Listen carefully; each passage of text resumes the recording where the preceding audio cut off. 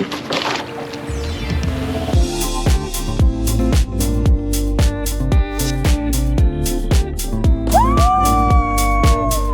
is exactly the reason why we came out here.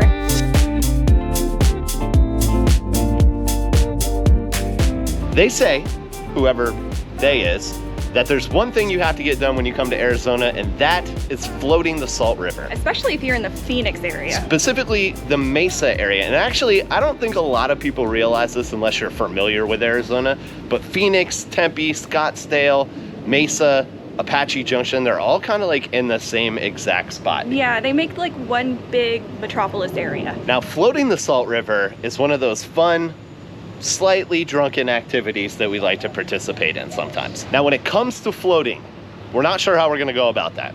We may go through one of the companies like Salt River Tubing, provides the shuttle and the floats and all that, or we're gonna hit our paddle boards and kind of wing it. I don't know about that though, because it didn't necessarily turn out the best for your birthday. That's true. Camp Verde was a little bit of a disaster. Hopefully we're gonna have a little bit of time to explore Mesa, but the adventure does not stop there. No, folks, because we are hitting our 10th National Park. We're headed to Joshua Tree. Yay. And that's gonna be about a 3-4 hour drive from Mesa. Yeah, and if you look at the map, our destination, our route doesn't make any sense because we're going to go this way, then this way, and then make a triangle. But really what it is we're trying to fit in all the things that we wanted to do in Arizona before our time here is finished, and it's getting pretty close. It's coming up, y'all. Planning and fitting everything into a 13-week time period can be a little stressful. I mean, we want to get everything done, right? But I'm just grateful that we have the opportunity to do stuff like this. Yeah, for sure. You know, and sometimes you just got to like take a moment and like be in that moment. And I'm excited because I definitely plan on doing that this weekend at Joshua Tree National Park. Yeah, I know you're excited. That's been at the top of your list for a while now. We got to hit the road. We'll see y'all in Mesa.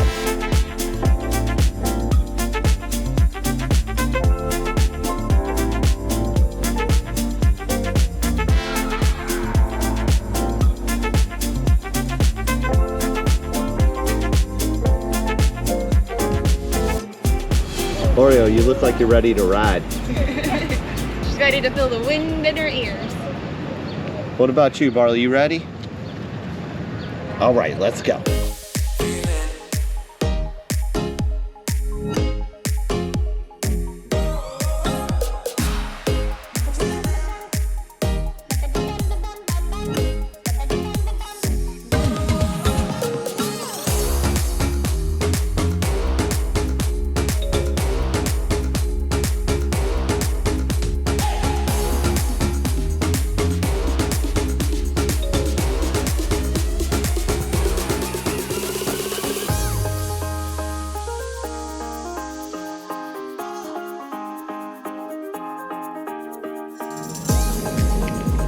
That's what you gotta love about a KOA. You always get the escort.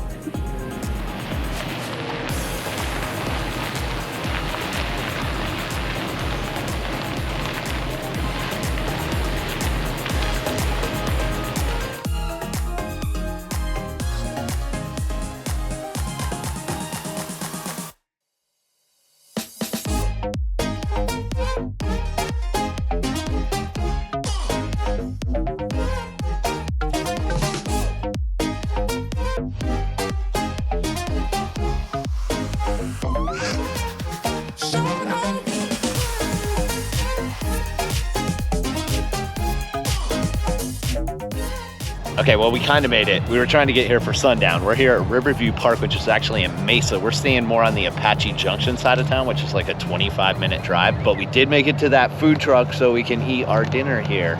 And at least there's a little bit of light out. Blue tortilla taqueria.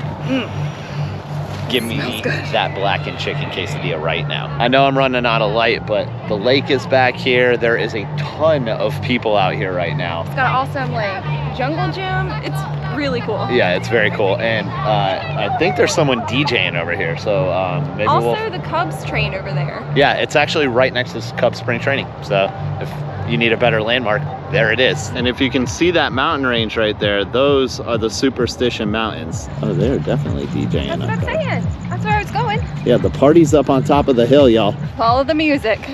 Always follow the music.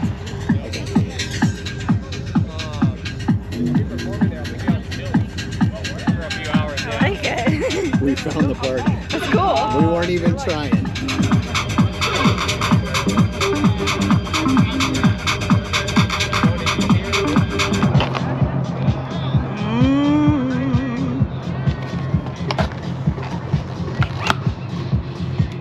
I just did a little bit of research on where to find a good sunset spot, and I feel like the universe brought us here to witness this party on top of the hill. We weren't even trying to party, and we're not, because we got a long day on the Salt River tomorrow. So we're gonna smash this food, enjoy this beautiful last little sunset time, and maybe hang out at the party for like a drink.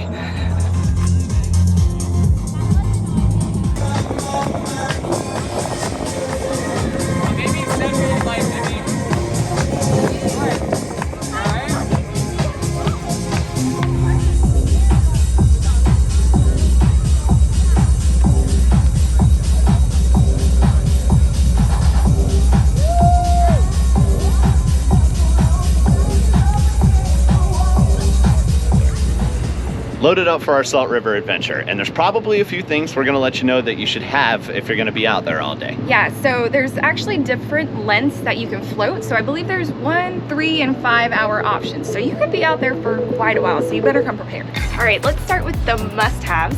Obviously, an inflatable device of some sort. We're gonna be using our paddle boards. You should also have some water and some sunscreen. Now for the nice-to-haves.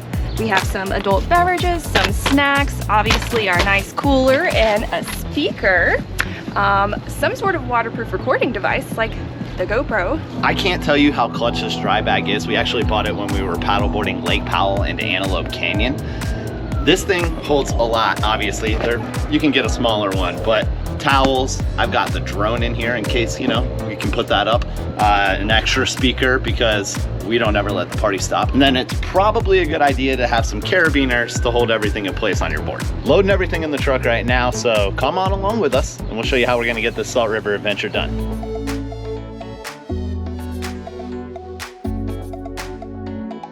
I wonder which way Phoenix is.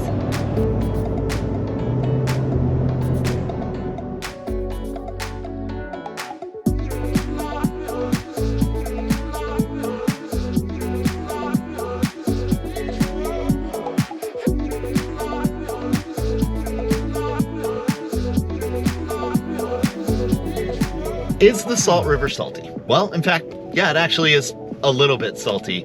That's because a lot of the river runs over sodium deposits. So there's your fun fact for the day. All right. Now it appears that most people that float the Salt River do it through the Salt River Tubing Company. They charge $21 per person, and that's gonna get you your tube and a shuttle ride.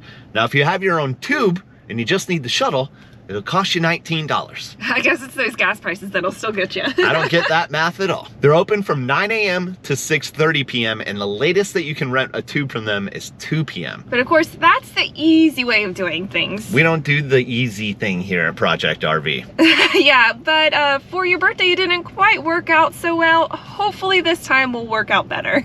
As we choose our own adventure, a quick Google search will show you the different points where you can put in and take out your paddleboard or your float. They do say from point 1 to point 2 that there are some rapids there, but if you want a little bit of a calmer float, which we do, you're gonna put in at point 2, which is the bridge, Blue Point Bridge, and then you're gonna float down to the end, and that's where you might see some horses. Right, and that's point 4. The length of your float is gonna depend on where you put in. If you point in from point 1 and go to point 4, it's gonna take you roughly 5 hours. The one we're doing is gonna be about 3. So let's get these paddle boards blown up. We're currently at Blue Point Bridge, and I'm gonna drive the truck down to the end point, get an Uber back, and maybe we can finally get this float started. Yeah, and that's about 25 minutes from drive time from where we are. So this is gonna be a little bit of a process. Again, we don't make things always easy, but we're also a little self-reliant, you know? So let's go do this. We can call it that, I guess.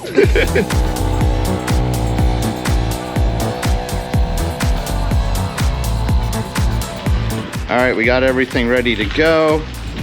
Victoria's about to head out, get to our endpoint, jump in an Uber back in. Another thing they definitely recommend is water shoes because this is a rocky river. But pay no attention to my water shoes because they have like 18 holes in them and I desperately need a new pair. One quick thing to note is if you do not use the shuttle service, you do have to pay for parking within this recreation area. So it was about $12 for the pass, let's say about $15 for the Uber. We're still gonna save maybe $20, and if you have more people, you would save even more by bringing your own floats, so worth it. A little bit of a kink in the plans. There's not too many Ubers out this way. Either that or they're afraid they're gonna be picking up somebody who's been on the water all day, which I don't blame them. But I still have to wait about 20 minutes for an Uber to come my way and drop me off back where Thomas is. I don't know who has it better, because at least I have the AC, but Thomas has the drinks, so we'll get there eventually.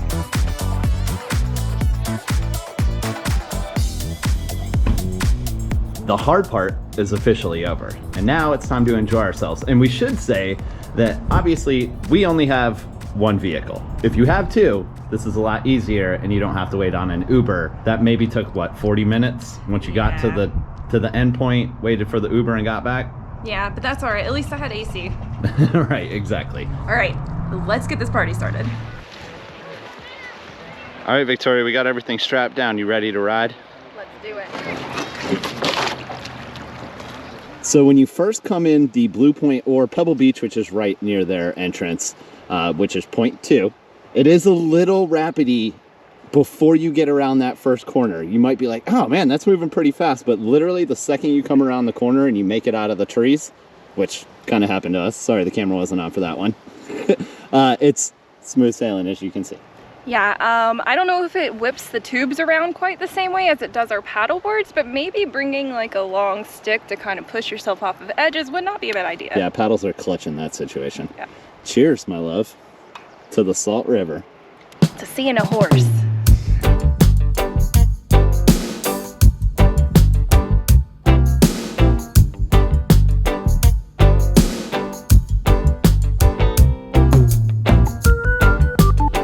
Look at the horses. Look at the horses. All different kinds out here. Oh, so pretty. Y'all are pretty. Oh my God, that is so cool. Look at the horses.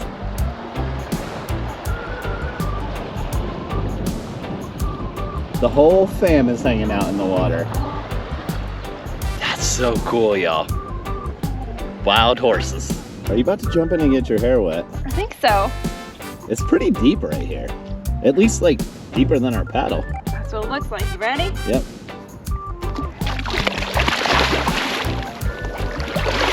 I bet that river feels amazing. Man. Yeah, never touch the bottom. Woo, you got this, babe?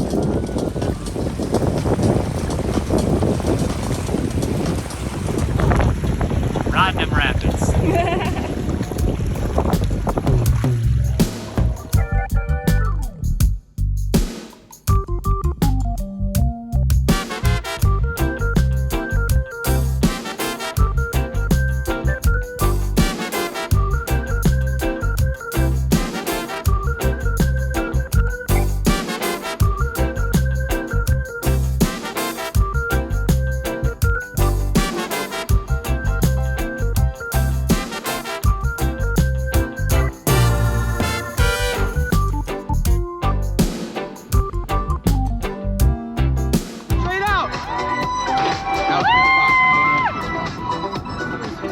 You want to jump to this side if you're going to jump off this thing, y'all. Correct. That's definitely like 20 feet. It's definitely 20 feet. You got this! Woo! Yeah! Woo!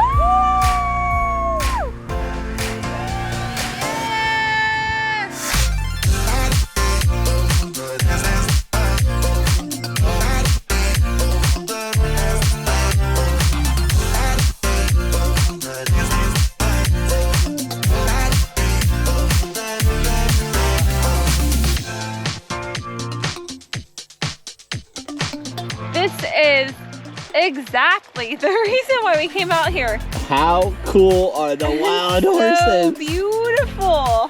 Oh my God, I love it.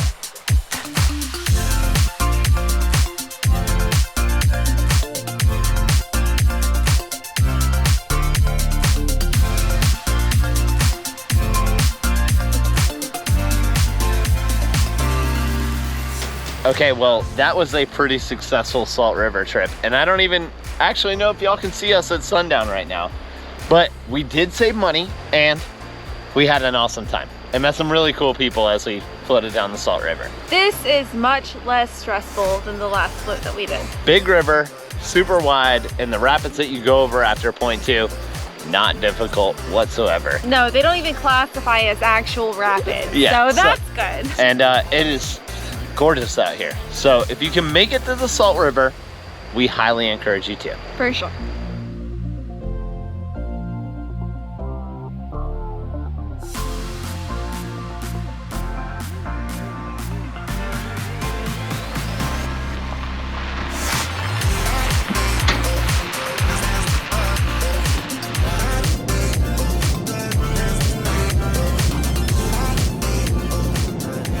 Salt River adventure come to a close. We're officially all packed up and out of the KOA journey. This is normally the time where we would give you our Project RV campground review, but it was a 2-night overnight and there wasn't really much to say except for the fact that we did lose power twice. They're working on their electrical system right now, but still, I mean, it's not a great thing to have your power go out twice in 2 nights. And this is actually probably a good time to mention how clutch our dog monitors are. Yeah, so we actually got an alert while we were floating on the river, which stressed us out completely. But our sensor actually lets us know when there's no more power. And within a range that you set, it'll let you know if it goes over a temperature and humidity range. They were able to resolve the issue both days within 30 minutes. So that's a bonus. It also really helps in boondocking situations because it'll let you know when your generator is run out. So if you're like away from the RV or whatever, you know, okay, I need to get back. Needless to say, we had a lot of fun on our Salt River float. It should have taken us 3 hours, but we did stop a couple of times, hung with some really cool people that we met out there. We anchored to watch the horses for a little bit. That was really, really cool. It's crazy how many of them are out there. Yeah, I definitely thought that, you know, there were maybe few and far between, but there was no issue. We saw so many horses. We probably saw like 40 or 50 horses the whole time we were there. It's really cool. And hopefully we answered all the questions that you might have when it comes to taking on the Salt River float. Now, we did it the tough way, without the service. That's gonna be your easiest way, is going through Salt River tubing. Everything's taken care of for you. Just fair warning though, we've heard from many people that there are long lines during the summer. It's really hot, there's nowhere to wait in the shade. They cram you into the bus like sardines. Yeah, I don't know. But those are all things that come along with the territory of doing a big group thing like that. Right. So I wouldn't discourage you from that. You know, but if you have 2 cars and you want to drop one off at the start and finish, yeah, that's probably the best way to go about it. For sure. Or you can do what we did and use 1 car, put it at the exit, and Uber back to the entrance. But we're not experts, so if there is something that we missed, we're not. Definitely let us know in the comments below. And now it's time for the second part of our adventure, our 10th National Park, Joshua Tree. Very excited about this. And it's about a 4-hour drive from Mesa. It's actually not that bad. We're gonna be camping there for 2 nights, not in the park, but just below the south entrance on some BLM land. The reason that we're doing that is because we need to run the generator for the dogs, and there are specific generator hours that you can run in Joshua Tree. So that's why we decided on this. Okay. We're looking forward to showing you Joshua Tree and hopefully answering any questions that you might have. But right now, we're looking at some pretty windy driving conditions, so we're gonna have to see you next Sunday. Bye.